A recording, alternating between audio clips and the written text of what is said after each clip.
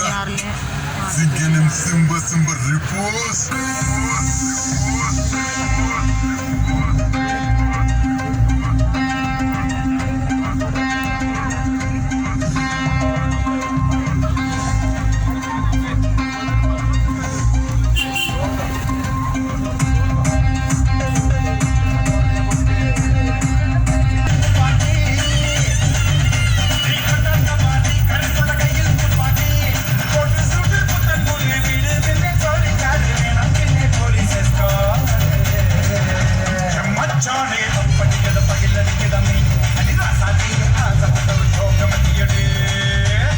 വണ്ടി മുന്നോട്ടേക്ക് എവിടെയും വിടാൻ നമുക്ക് സ്ഥലം ഉണ്ടാവില്ല. റോഡിന്റെ ഇരുവശത്തും സ്ഥലം ഉണ്ടാവില്ല.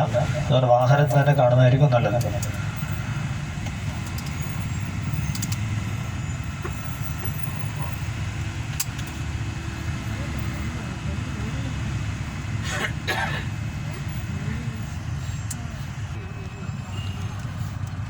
ഇതാണ് മാട്ടുപ്പെട്ടി ഡാം. മൂന്നാറിലെ മാട്ടുപ്പെട്ടി ഡാം വളരെ നല്ല ഡാമാണിത്.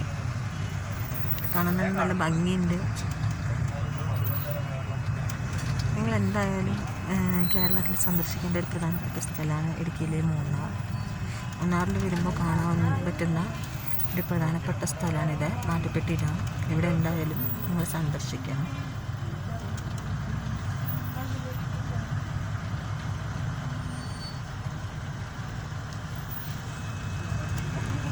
വളരെ നല്ല വെള്ളമാണ് കേട്ടോ. നല്ല ഭംഗിയുണ്ട് വെള്ളം കാണാൻ വേണ്ടിയിട്ട്.